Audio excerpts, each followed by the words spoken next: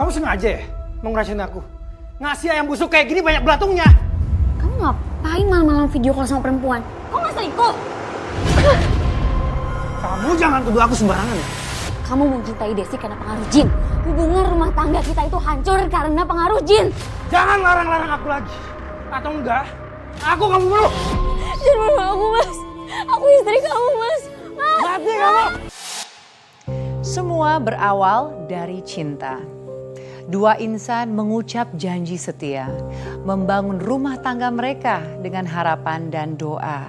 Namun seiring waktu tanpa alasan yang pasti, keharmonisan mulai pudar.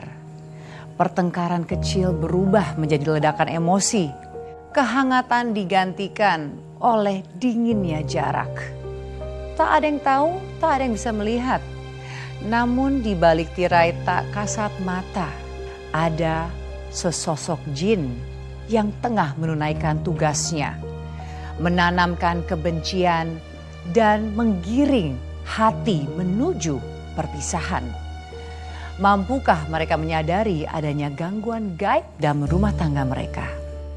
Apa kabar pemirsa? Kembali berjumpa dalam Catatan Hati Perempuan. Ruang berbagi kisah dan tempat menemukan kekuatan di balik setiap luka yang terpendam. Pada episode kali ini, kita akan menyelami sebuah rumah tangga yang mendapatkan gangguan gaib. Mampukah cinta bertahan manakala jin sudah ikut campur dalam pernikahan mereka? Langsung kita sambut narasumber kita, Nabila. Mbak Nabila, apa kabar Mbak? Baik, Mbak. Terima kasih Mbak sudah hadir di sini. Silakan duduk Mbak. Baik, terima kasih. Mbak Nabila, kamu sudah siap Mbak untuk membagikan kisah kamu? Siap. Mbak Nabila mungkin bisa memulai dengan menceritakan bagaimana awalnya bisa terlibat dalam cerita ini. Semuanya berawal dari keputusan suami dan saya untuk ngontrak rumah setelah nikah, Mbak. Pas pertama kali saya lihat, rumahnya serem, Mbak. Saya sempat minta cari yang lain, tapi suami saya bilang susah cari lagi. Soalnya memang ini kontrakan paling strategis, dekat sama kantornya. Dan Mbak akhirnya setuju untuk tinggal di kontrakan itu? Ya, saya nurut aja. Walaupun sebenarnya dalam hati saya nggak mau tinggal di sana. Dan ketika Mbak pertama kali memasuki rumah itu, apa yang Mbak rasakan? Hawanya beda, Mbak. Dari depan aja udah terasa dingin. Dinginnya tuh bikin seluruh bulu kuduk saya merinding gitu.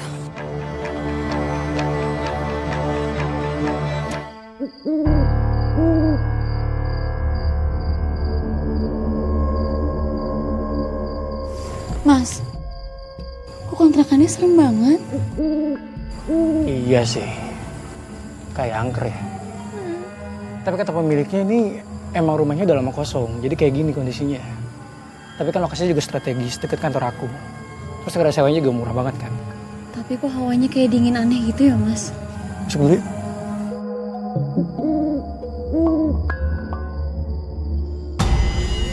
Mas! Kenapa, Seng? Kayak ada yang manggil gitu, Mas. Tapi pas aku lihat, nggak ada orang. Nggak ada siapa-siapa. Aku nggak denger apa-apa. Masa sih? Ya mungkin kamu lagi capek. Ya, ini kita masuk dulu aja. Ya.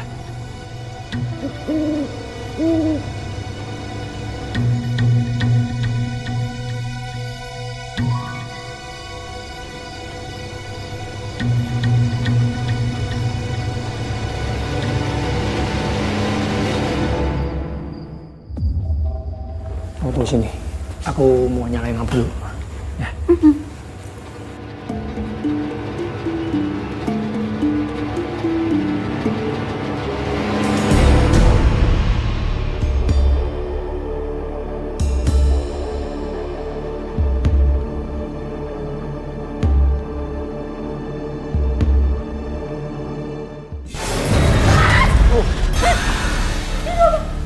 Kenapa?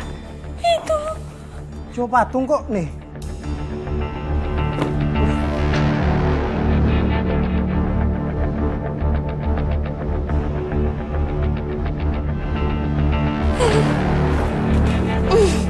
lumayan kok. Perabotannya nggak jelek-jelek amat. Tapi ya mas, hawanya tuh dingin, sunyi, kayak kosong gitu. Tapi kayak ada yang ngeliatin mas.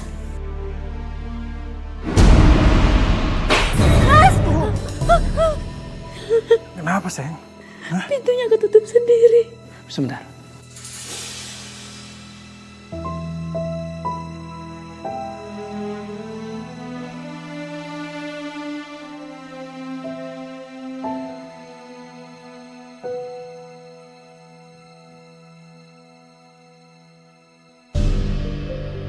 Cuma angin sayang.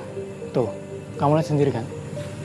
Anginnya sih kenceng ya, makanya si pintunya tutup gara-gara angin.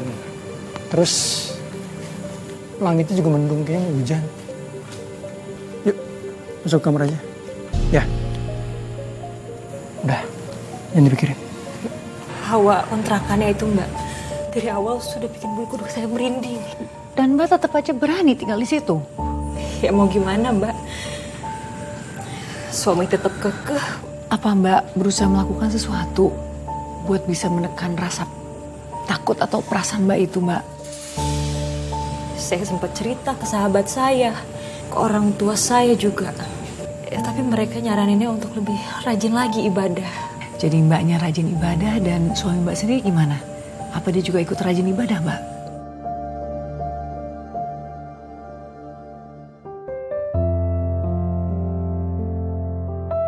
Mas, bangun yuk, kita sholat isya dulu. Nanti aja. Aku capek. Abis keliling beresin rumah. Sholat gak sampai 5 menit loh. Biar hati kita tenang kalau udah sholat. Aku ngantuk banget. Dia aja males-malesan. Padahal saya udah ingetin. Tapi rasanya tuh dia nganggep ini semua enteng. Kayak gak ada apa-apanya gitu mbak.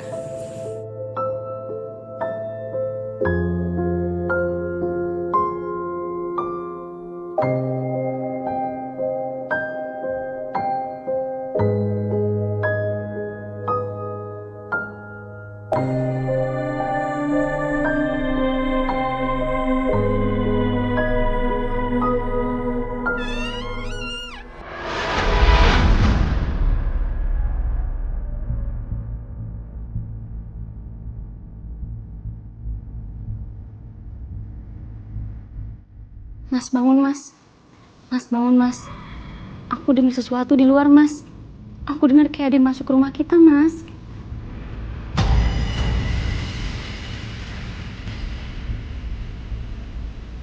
Mas, mas, bangun mas. Kayaknya ada maling dia mau masuk rumah kita mas. Mas.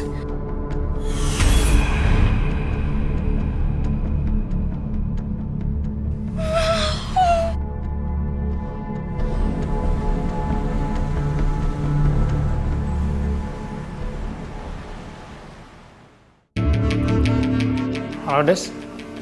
Halo, kamu udah sampai mana, Van? Jangan telat ya. Iya, ini udah mau jalan kok, tapi mau sarapan dulu. Lo gimana sih, kamu kok belum jalan? Kita kan harus lanjutin obrolan yang kemarin yang belum selesai. Apalagi hari ini kan kita harus presentasi sama bos. Iya, cepet kok. Soalnya kan aku udah pindah deket kantor sekarang kontraknya. Ya emang sih belum tahu jalannya aja.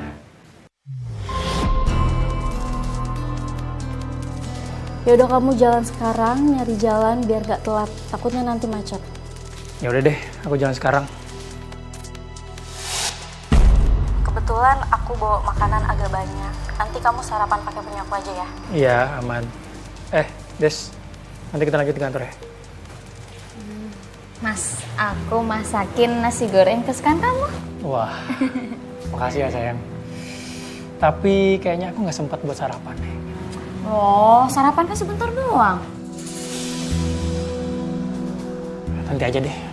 Aku ada presentasi sama bos soalnya. Ya udah deh kalau gitu. Kamu hati-hati di jalan ya. Nanti kalau udah pulang kerja langsung pulang. Jangan keluyuran. Ya udah. Kamu jaga rumah ya. Aku jalan dulu. Assalamualaikum. Waalaikumsalam. Hati.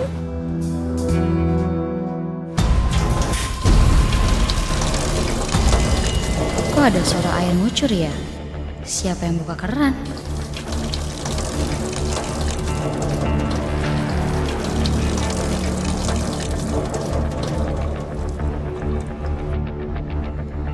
Perasaan aku nggak nyalain keran.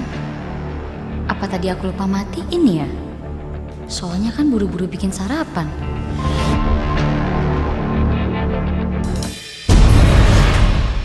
Saya seringnya sendirian Mbak di rumah kontrakan itu.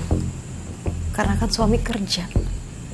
Dari awal memang gak nyaman di rumah itu. Tapi semakin saya sering sendiri, rasa gak nyaman itu semakin kuat gitu. Kenapa Mbak? Apa yang bikin gak nyaman? Apa ada suara-suara atau apa Mbak? Kayak gimana ya Mbak? Saya susah juga ngejelasinnya gitu.